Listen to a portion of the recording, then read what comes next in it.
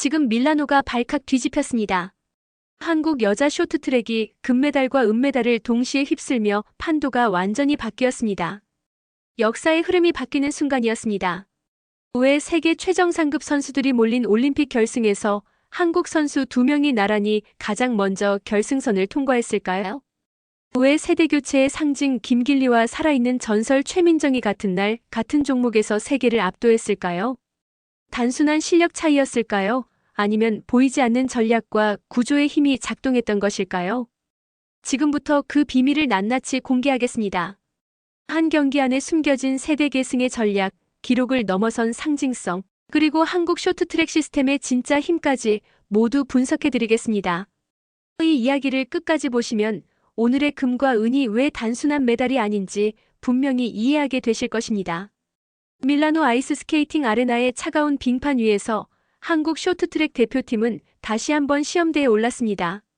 한국은 오랜 시간 세계 최강이라는 타이틀을 유지해왔지만 이번 올림픽은 결코 안심할 수 있는 무대가 아니었습니다. 세대교체라는 과제가 본격적으로 시작된 시점이었기 때문입니다. 김길리는 차세대 에이스로 주목받고 있었지만 아직 올림픽이라는 거대한 무대에서 완전히 증명된 선수는 아니었습니다. 반면 최민정은 이미 수많은 국제대회에서 정상에 올랐던 선수였지만 전성기를 지났다는 평가와 함께 세월의 무게를 동시에 짊어지고 있었습니다. 두 선수 모두 각자의 위치에서 결핍을 안고 있었습니다. 김길리는 결정적 한 방이 필요했고 최민정은 다시 한번 세계 최정상임을 증명해야 했습니다. 한국 쇼트트랙 역시 과거의 영광에만 기대어 설 수 없는 상황이었습니다. 세계 각국은 이미 한국을 분석하고 추월하고 무너뜨릴 준비를 마친 상태였습니다. 이 구조는 오래 지속될 수 없는 불안한 균형이었습니다. 누군가는 다시 증명해야 했고 누군가는 새로운 시대를 열어야 했습니다. 그리고 그 무대가 바로 여자 1500m 결승이었습니다. 1500m 결승전은 단순한 한 종목의 결승이 아니었습니다. 김길리에게는 이번 대회 첫 이관왕이라는 상징적 기회가 걸려 있었습니다. 이미 3000m 계주에서 금메달을 획득한 그는 개인 종목에서도 정상에 오른다면 대회의 중심 인물로 자리 잡게 되는 상황이었습니다. 최민정에게도 이 경기는 역사적 의미를 지니고 있었습니다.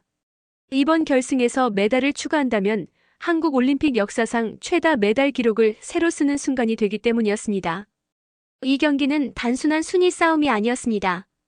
개인의 영광을 넘어 세대와 기록, 그리고 한국 쇼트트랙의 위상을 결정하는 분수령이었습니다. 결승선 앞에 서는 순간 두 선수는 이미 거대한 변화의 한가운데에 서 있었습니다. 이 기회를 잡지 못하면 세대 교체는 흔들릴 수 있었고 기록은 다음을 기약해야 했습니다. 모험의 부름은 분명했습니다. 이제는 계산이 아니라 결단이 필요했습니다. 그러나 1500m는 결코 단순한 종목이 아니었습니다. 초반의 느린 페이스, 중반의 자리 싸움, 마지막 두 바퀴의 폭발적인 스퍼트까지 모든 구간이 전략과 심리전의 연속이었습니다. 두 선수가 동시에 상위권을 유지하려다 서로를 견제하게 된다면 외국 선수에게 틈을 줄 위험도 존재했습니다. 결승이라는 압박감은 언제든 판단을 흐릴 수 있었습니다. 김길리는 아직 올림픽 개인전 금메달 경험이 없었고 최민정 역시 수많은 레이스를 치르며 쌓인 부담을 안고 있었습니다. 혹시 마지막 순간 체력이 떨어진다면, 혹시 예기치 못한 접촉이 발생한다면 모든 계획은 무너질 수 있었습니다. 금과 은을 동시에 노린다는 전략은 그만큼 위험을 동반했습니다. 두 선수는 각자의 마음속에서 수없이 많은 가능성을 계산했을 것입니다. 하지만 결국 이 무대를 피할 수는 없었습니다. 주저할 시간은 없었습니다. 이 경기의 핵심 메시지는 세대 계승이었습니다. 한국 쇼트트랙은 한 명의 영웅이 아니라 시스템과 전통으로 이어져 왔습니다. 최민정은 그 전통을 대표하는 인물이었고 김길리는 그 전통을 이어받을 차세대 중심이었습니다. 두 선수가 동시에 결승에 오르며 하나의 메시지가 분명해졌습니다. 경쟁이 아니라 계승이 필요하다는 사실이었습니다. 서로를 넘어서야 할 대상이 아니라 함께 판을 지배해야 할 동반자라는 인식이 형성되었습니다. 이 순간부터 레이스는 단순한 개인전이 아니라 팀 전략에 가까워졌습니다. 되돌릴 수 없는 선택의 시간이 다가왔습니다. 안전하게 순위를 지키는 방식이 아니라 레이스를 통제하는 선택이 요구되었습니다. 그리고 두 선수는 결국 앞으로 나아가기로 결정했습니다. 출발 총성이 울리자 두 선수는 초반부터 과감한 위치 선점을 시도했습니다. 안전한 후미 대기 전략 대신 상위권에서 흐름을 읽는 선택을 했습니다.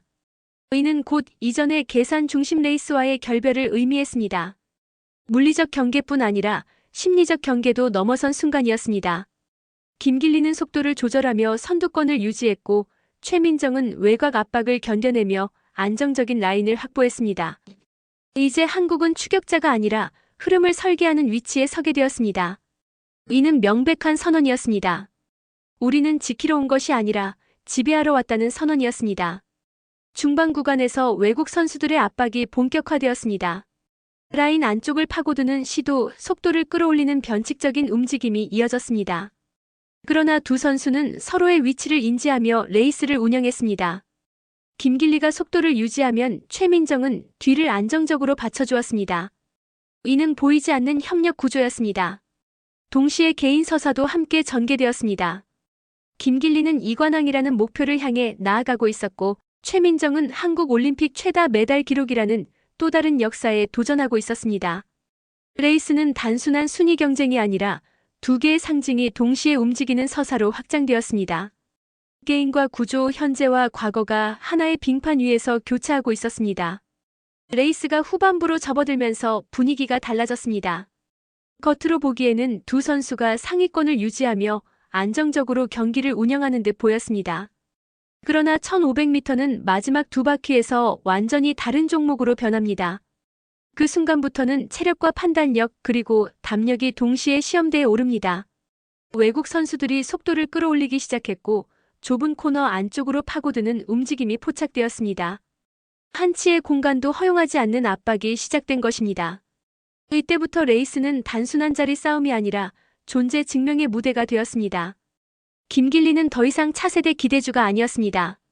그는 이미 선두에서 경기를 통제하는 위치에 서 있었습니다. 최민정 역시 뒤를 지키는 수비자가 아니라 언제든 공격으로 전환할 수 있는 또 하나의 선두 카드였습니다. 이 장면은 상징적이었습니다.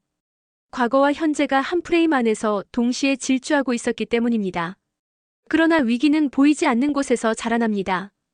겉으로는 평온해 보였지만 속도는 점점 임계점을 향해 치닫고 있었습니다.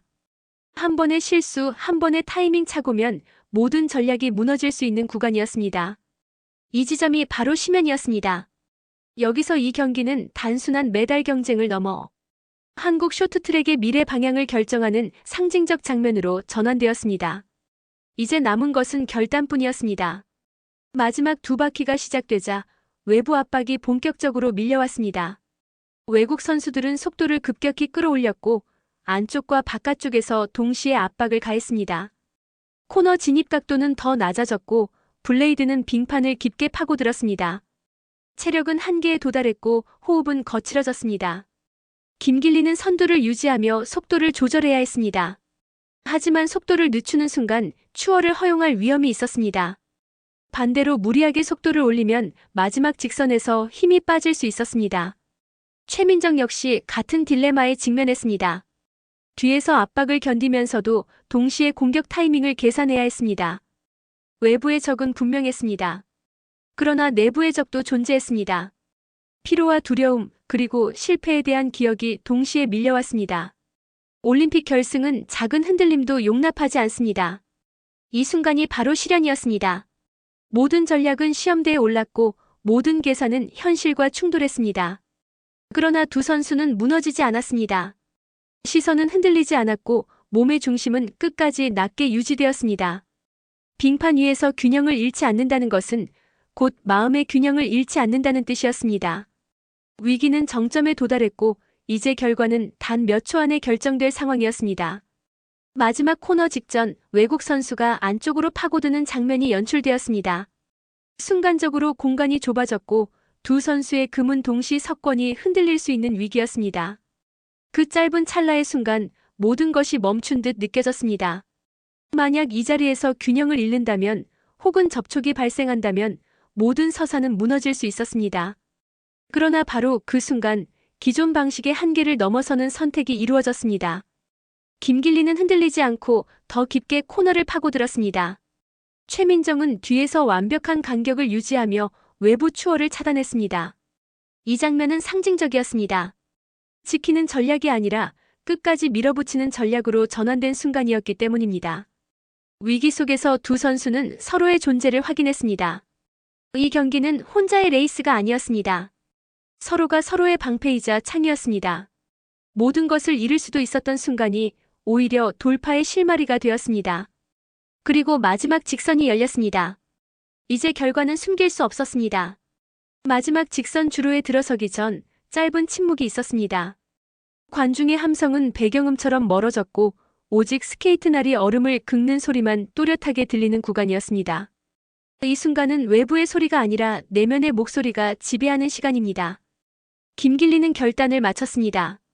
지금까지의 모든 훈련과 경험이 이 한 번의 밀어붙임으로 압축되었습니다. 최민정 역시 계산을 끝냈습니다. 언제 가속하고 언제 균형을 잡아야 하는지 몸이 먼저 알고 있었습니다. 이 침묵은 두려움의 시간이 아니라 확신의 시간이었습니다. 후회는 존재하지 않았습니다. 오직 앞으로 나아가는 동작만이 존재했습니다. 이 장면은 결승선 이전의 마지막 성찰이었습니다. 그리고 두 선수는 동시에 마지막 힘을 쏟아냈습니다. 결승선이 눈앞에 다가왔습니다.